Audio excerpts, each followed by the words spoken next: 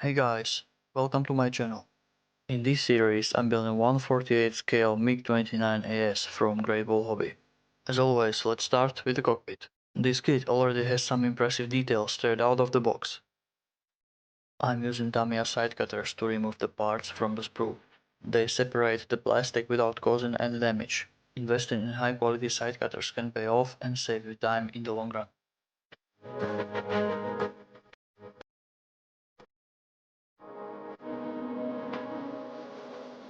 To get rid of any rough edges or imperfections, I'm using a variety of sandpapers. They allow me to carefully sand away the excess plastic and achieve a smooth finish.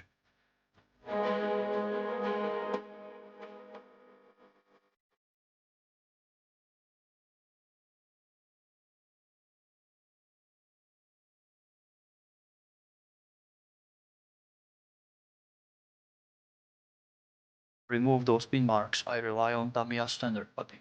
Once it's dried, I make sure to dampen the surface with water before I start sanding. This helps prevent any dust from spreading around while I'm working on it.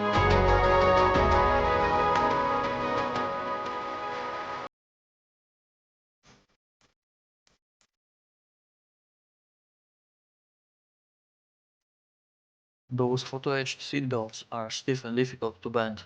I suggest considering some aftermarket parts instead. The instruction manual isn't much help either. After struggling with tweezers for a while, I managed to shape them to my liking.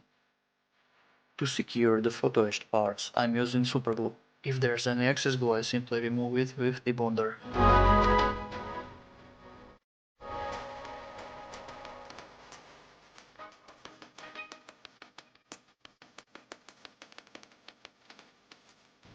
Before I could place the side panels, I had to do some work on them. They needed a bit of adjustment to fit in their designated spots.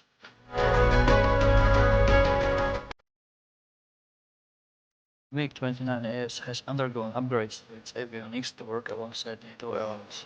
These upgrades include new radio, GPS, IFF system and more. However, this kit is missing two displays that are part of the upgrade. So let's build them from scratch. It's quite simple. I used a thin plastic board to recreate their shape and various chisels to add the necessary details.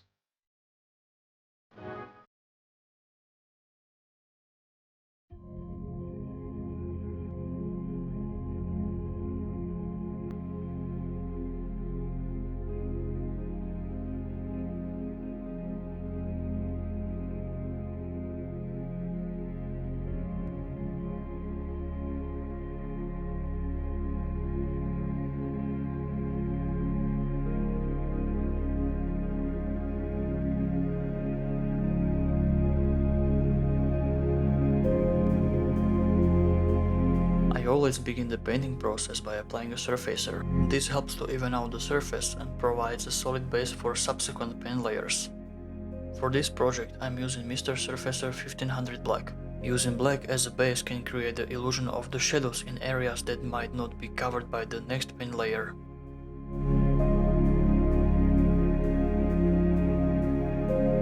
Since this paint is quite thick, it's essential to add a good amount of thinner. Typically I go with 2 parts thinner to 1 part surfacer ratio. This ensures the paint spreads smoothly and gives me the desired result.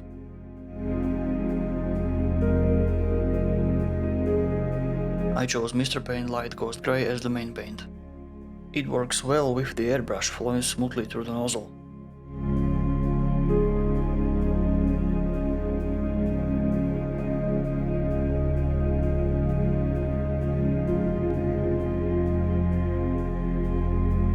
To avoid any issues with too much paint, I'm applying very thin layers, building up the color gradually. This technique helps prevent flooding of the surface.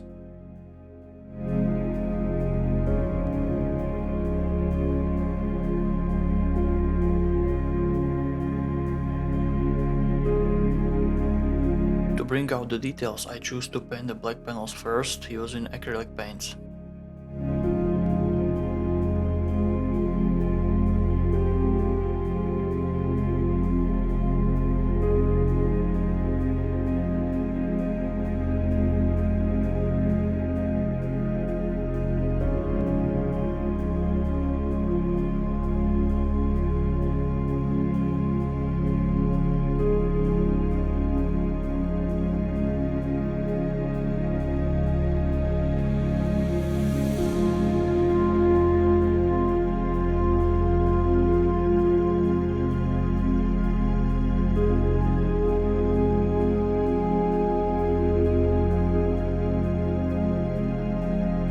Then I employ the dry brush technique. Here's how it works. I load up a flat brush with oil paint and then wipe off most of it onto a paper towel. Next, I gently brush over the raised details, allowing the paint to remain only on raised areas, creating a highlighting effect.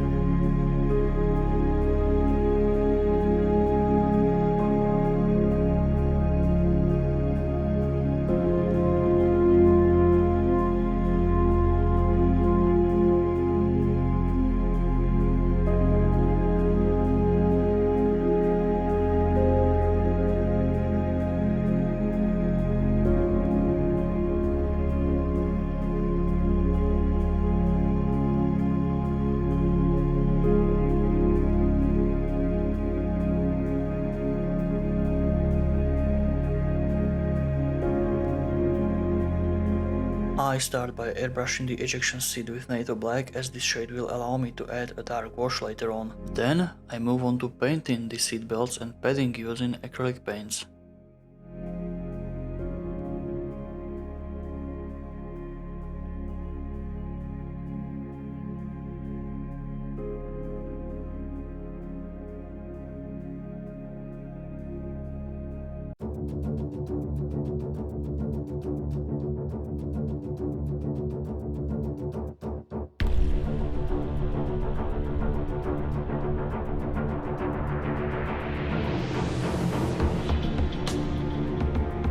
To give the seatbelts a more realistic appearance, I mix a slightly lighter shade of grey and apply it to the raised parts of the belts. This technique creates a highlight effect.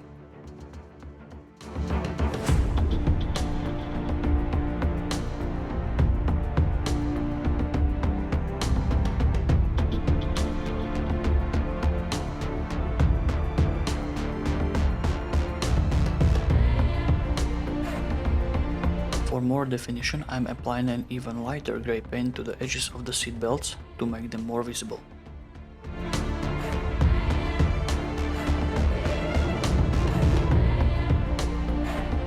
I'm using the same method to create highlights on the padding as well.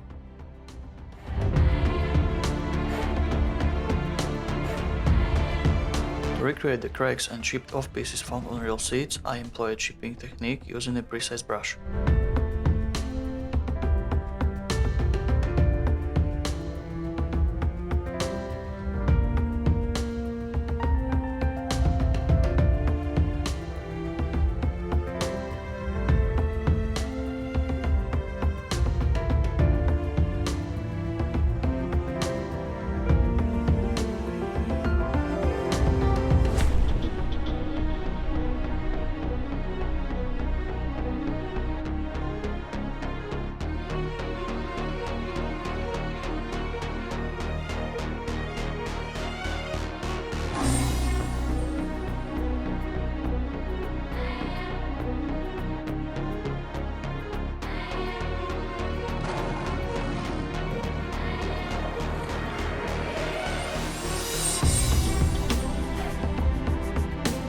Lastly, I'm using the dry brush method again to bring out the raised details and make them more visible.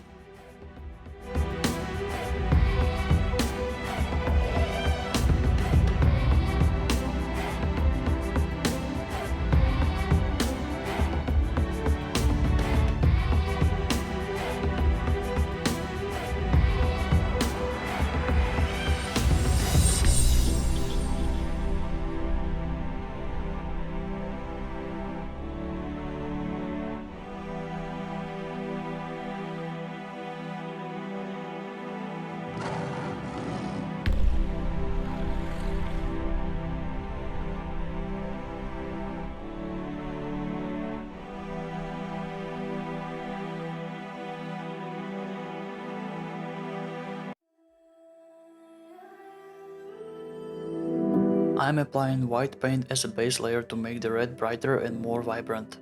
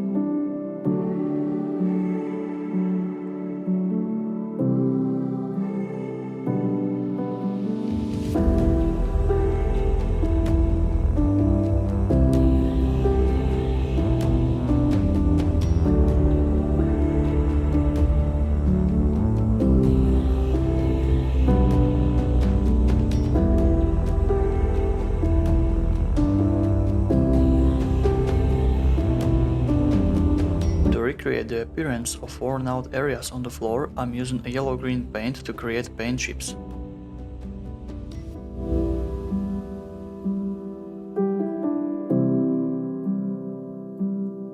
Inside these chips, I'm applying silver paint to mimic the exposed metal. This technique adds a three-dimensional effect and gives a realistic look.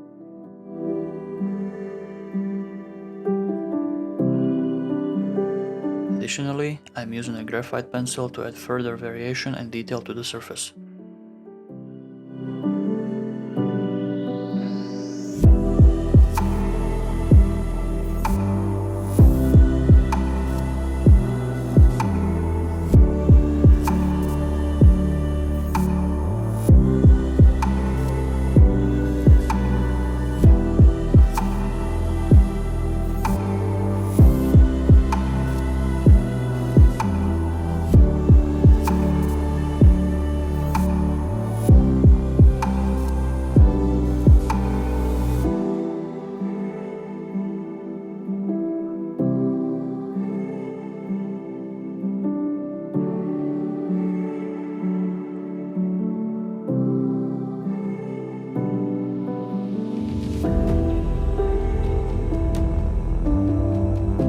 To protect the work I've done so far and provide a suitable surface for applying decals, I rely on clear varnish. This clear varnish not only protects the paintwork, but also provides a smooth base for the decals to adhere to.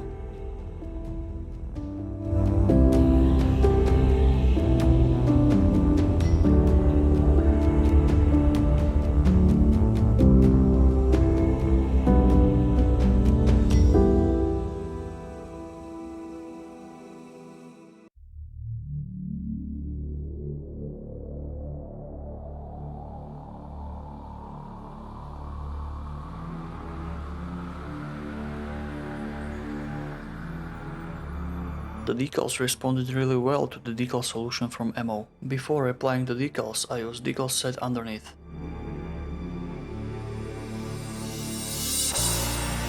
When it comes to applying decals, I find that using silicone brushes works best. They allow for precise and controlled placement. After placing the decals, I'm removing any excess liquid using a cotton swab. To ensure they conform to any raised details, I gently push them inside the relief. For smaller decals, I use precise swabs typically used for cleaning mobile phone connectors. Once everything is dry, I use decal fix to secure the decals in place.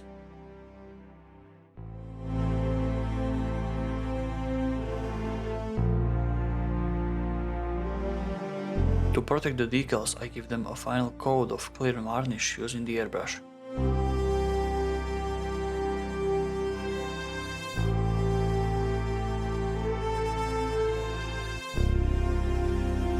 Now comes the fun part, weathering. Since the Slovak Migs were well maintained, I prefer to use washes only to recreate shadows and add a touch of dirt. I'm applying a dark wash with a brush on all surfaces. The wash flows smoothly due to the even surface created by the clear varnish.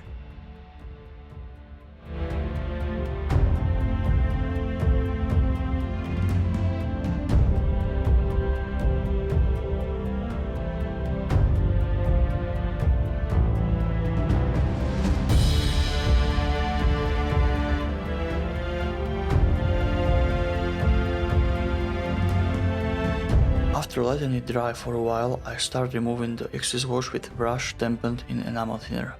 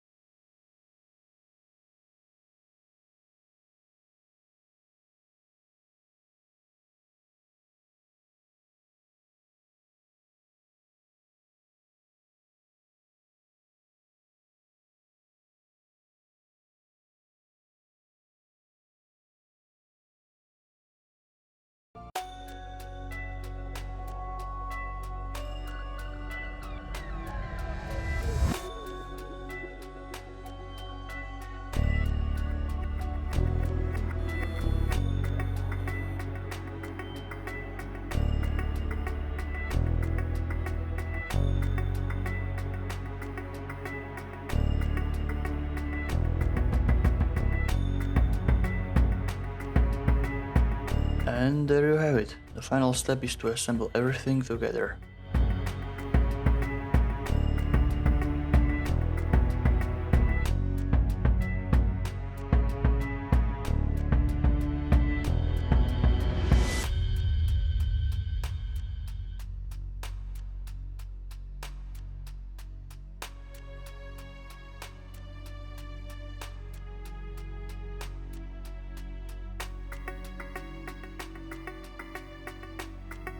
Thank you all for watching. If you enjoyed this video, don't forget to give it a thumbs up and hit the subscribe button. If you want to stay updated and not miss any future videos, be sure to click the bell icon. The next episode will be coming soon, so stay tuned.